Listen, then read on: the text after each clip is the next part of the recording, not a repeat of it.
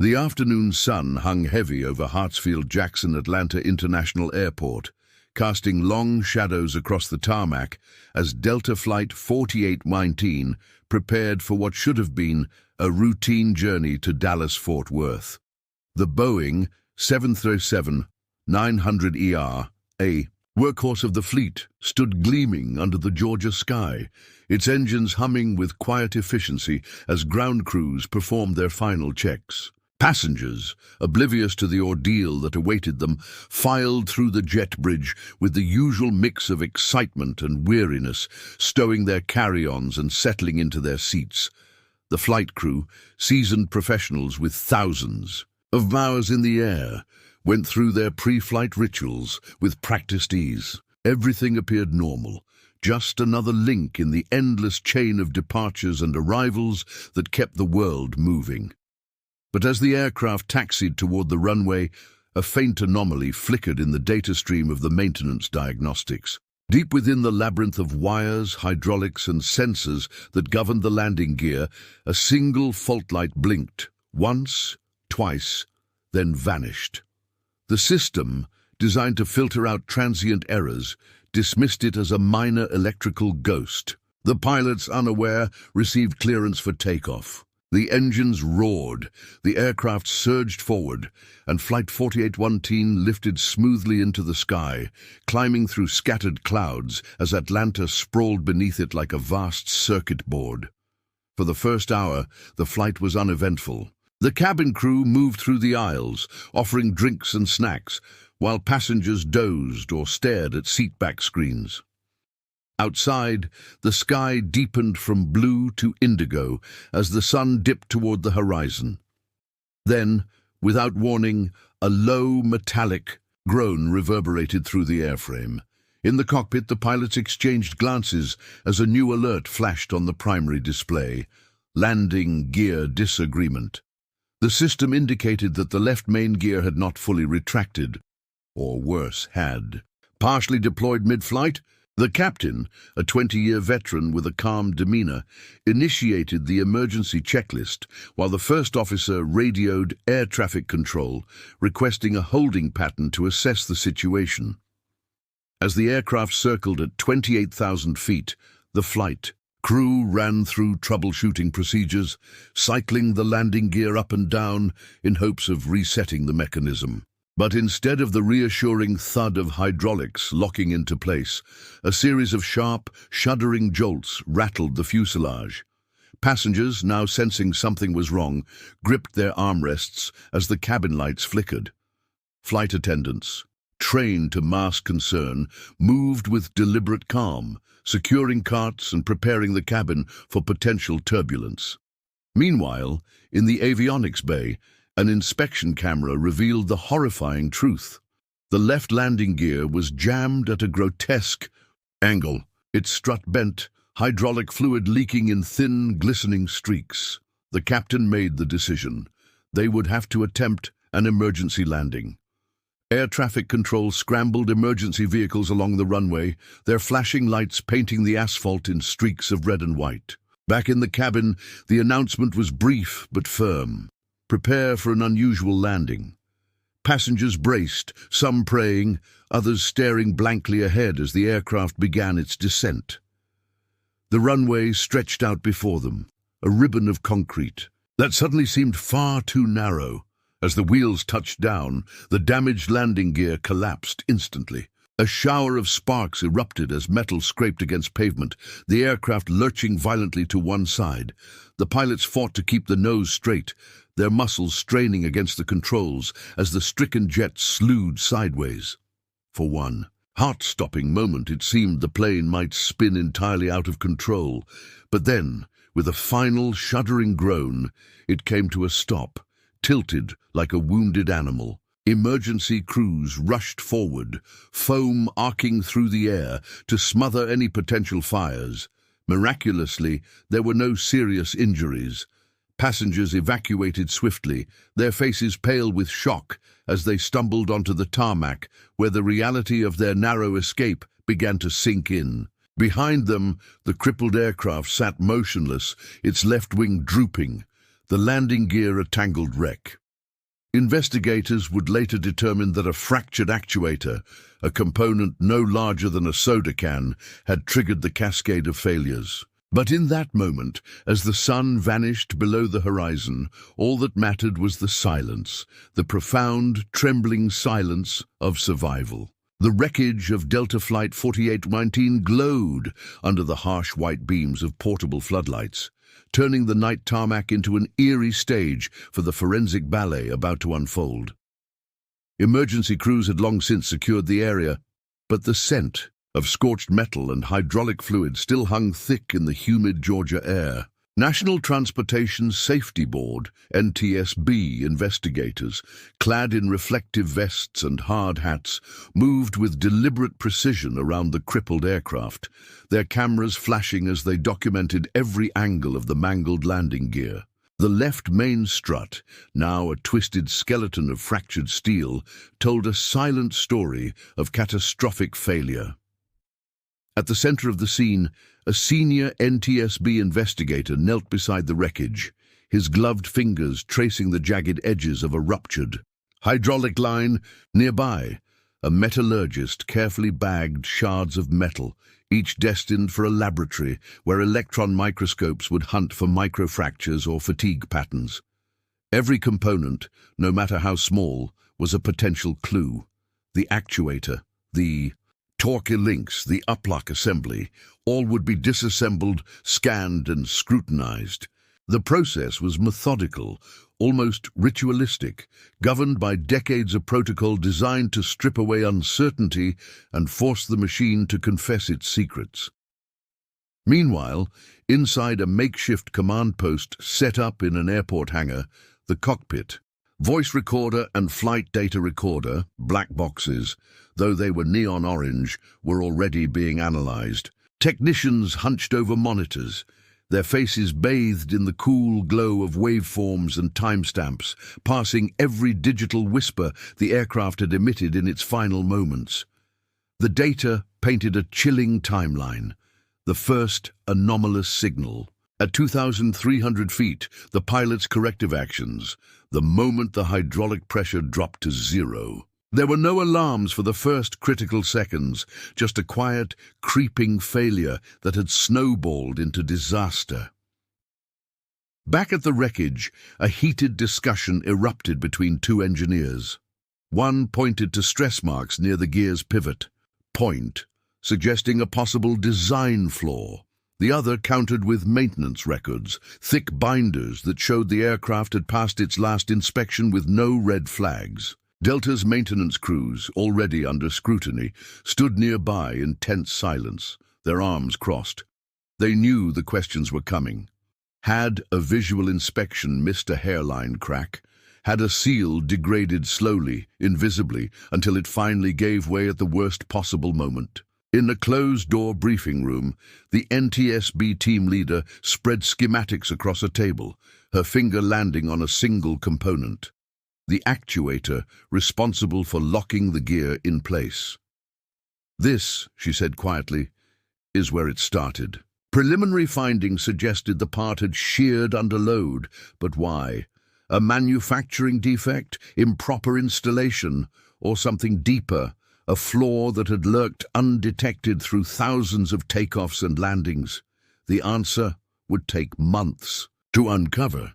But one thing was already clear. This was no freak accident. The machine had failed, and now the hunt for accountability began. As dawn broke, the first news vans rolled up to the perimeter fence, their satellite antennas reaching skyward like mechanical sentinels. Reporters shouted questions to no one. In particular, while aviation experts on live TV speculated wildly about systemic risks and airline oversight. Behind them, the wounded 737 sat in silent testament to the thin margin between routine and catastrophe. Somewhere in the flood of data and debris was the truth, and the NTSB would not stop until they found it. The sterile glare of fluorescent lights in the airport's medical triage area cast long shadows over the faces of the passengers from Delta Flight 4819. Wrapped in foil emergency blankets, they sat in clusters, some silent and hollow-eyed, others trembling with the aftershocks of adrenaline. A child clutched a stuffed animal with a death grip, its fur matted from tears, while an elderly man stared blankly at his hands, his fingers still curled as if frozen around the armrests of his seat. Paramedics moved between them, checking vitals, offering water, and speaking in the practiced, soothing tones reserved for those who had stared down mortality and won by sheer luck. Near the back of the room, a young woman sat alone, her knees pulled to her chest. The sleeves of her sweater were singed from where she had braced against the seat in front of her during impact, the fabric frayed by friction. She didn't react when a Red Cross volunteer placed a cup of tea beside her. Her gaze was locked on some invisible point in the distance, replaying the screech of metal, the way the cabin had tilted like a carnival ride gone wrong. Across from her, a businessman in a rumpled suit tapped incessantly on his phone, his messages a frantic stream. To loved ones, "I'm okay, plane crashed, I'm okay." The words felt insufficient, but there was no language yet for what had happened. In a private room reserved for the crew, the captain sat with his head in his hands, his uniform shirt still damp with sweat. The first officer paced like a caged animal, her voice low but fierce as she recounted the landing to a Delta Airlines representative. "We followed procedure," she insisted. "There was no warning." A flight attendant, usually the picture of composure, wiped at her smudged mascara with the heel of her hand. They had trained for emergencies, but training didn't account for the weight of 137 lives gasping in unison as the world tilted sideways. Outside, a woman in a pantsuit, later identified as a corporate lawyer, argued with airport staff, demanding answers that no one could yet give. "How does a landing gear just fail?" she snapped, her voice cracking. Nearby, a college student filmed the aftermath on his phone, his Ribot camera capturing the dazed expressions, the way people touched one another's shoulders as if to confirm they were real. The video would go viral by morning, soundtracked by the ambient wail of sirens. In the chaos, unnoticed, an NTSB family liaison officer slipped into the room, a clipboard in hand. Her job was delicate. Gather passenger accounts while memories were fresh, but avoid re-traumatizing those still in shock. She approached a middle-aged couple first, their hands knotted together. The wife spoke in a whisper. There was a sound, like a car hitting a pothole, but louder. Then the lights flickered.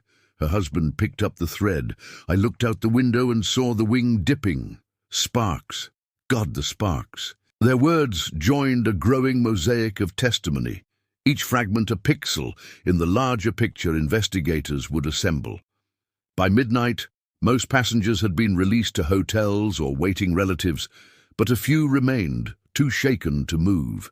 A chaplain moved among them, offering words that felt both inadequate and essential. In the corner, a man in a Delta cap, a deadheading pilot who'd been aboard as a passenger, studied the ceiling, his lips moving silently.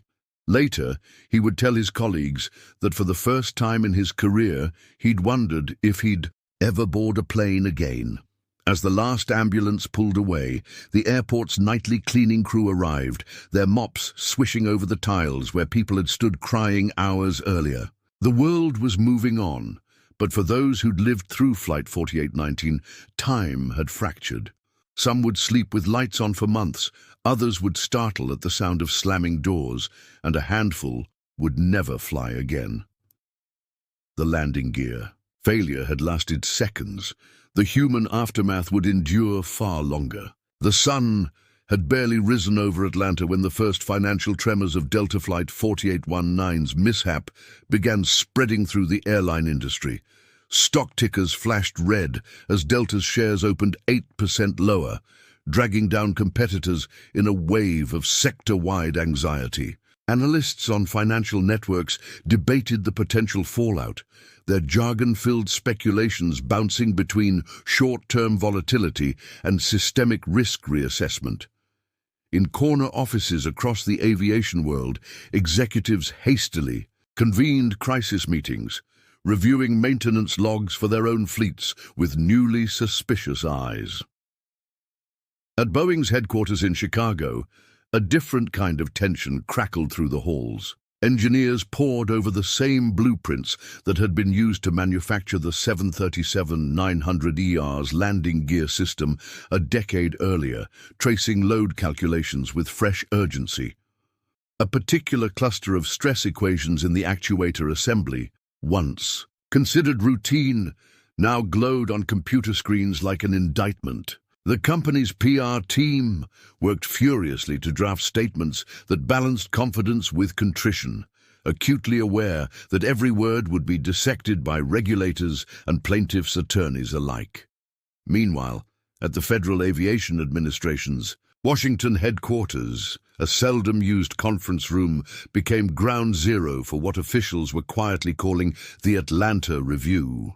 36 airworthiness directives from the past 5 years lay spread across the table, their technical language masking life-or-death consequences.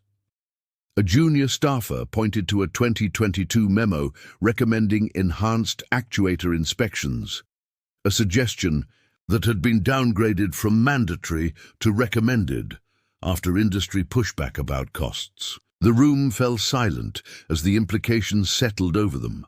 Across the Atlantic, European Union Aviation Safety Agency officials convened an emergency session, debating whether to issue temporary restrictions on similar aircraft. In Beijing, state-run, airlines announced precautionary inspections of their 737 fleets, a move that sparked instant controversy about whether it was genuine caution or geopolitical posturing. The aviation world, so meticulously engineered to function as a seamless global machine, now showed its fault lines under pressure. Back in Atlanta, a very different scene unfolded outside a nondescript law office where a queue had formed before dawn. Personal injury attorneys, smelling blood in the water, set up folding tables with Flight 4819 victims, signs and stacks of retainer agreements. By midday, billboards along the interstate would sprout fresh advertisements featuring ambulance chasing, slogans and 24-hour claim hotlines. The lawsuits, when they came, would allege everything from emotional distress to lost future earnings, a legal tsunami that could take years to resolve. Perhaps most telling was the quiet exodus occurring at airport ticket counters across America. Though no official statistics would be released for weeks, gate agents noticed an immediate uptick in passengers asking about equipment types when booking flights. Social media buzzed with amateur investigators sharing grainy photos of landing. Gear components, their amateur analyses often wildly inaccurate but no less influential. The psychological impact was measurable too. Flight attendants reported more white-knuckled passengers during takeoff, more nervous laughter at the slightest turbulence. In an unmarked office near the NTSB's headquarters, a psychologist specializing in transportation trauma reviewed preliminary passenger interviews. Her notes highlighted a curious pattern. Those seated near the left wing, who had actually seen the damaged gear, showed markedly higher stress levels than those who hadn't. The mind, it seemed, could cope with abstract danger far better than visible catastrophe. Her findings would eventually inform new crew training protocols, but for now they sat in a growing file labeled Human Factors Delta 4819. As the business day ended, Delta's CEO appeared in a carefully staged press conference, his crisp navy suit and measured tone designed to project control.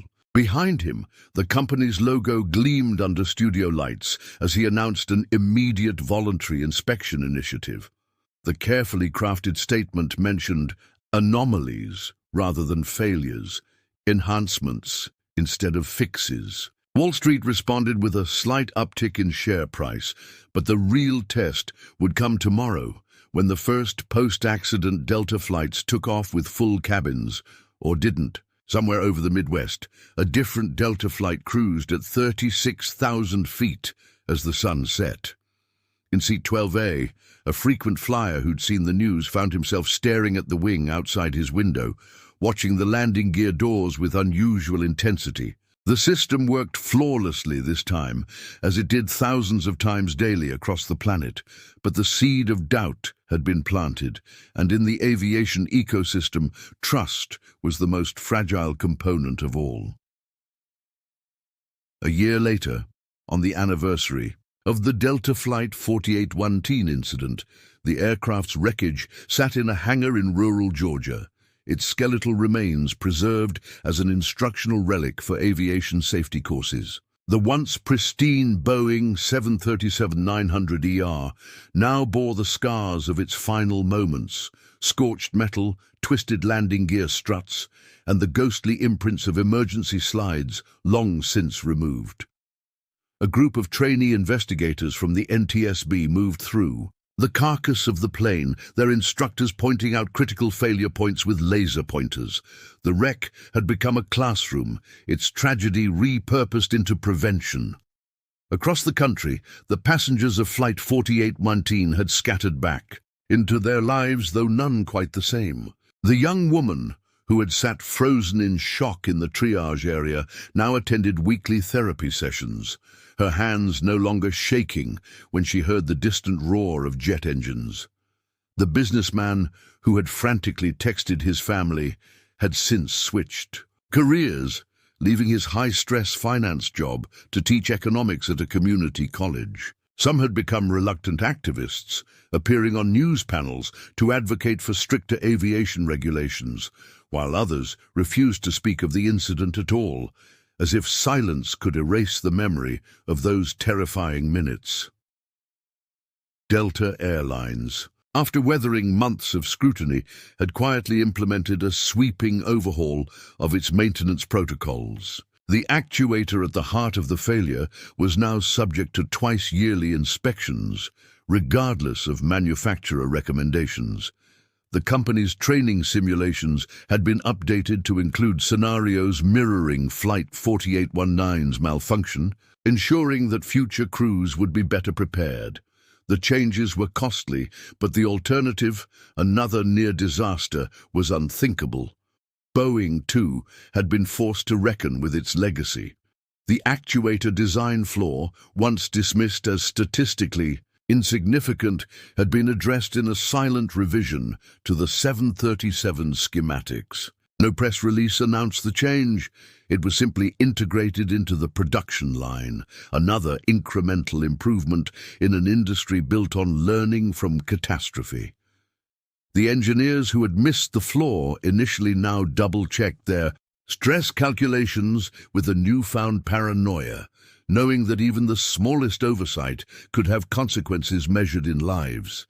At the FAA, the political fallout had reshaped leadership. The junior staffer who had flagged the downgraded inspection recommendation was now part of a task force reviewing all deferred airworthiness directives.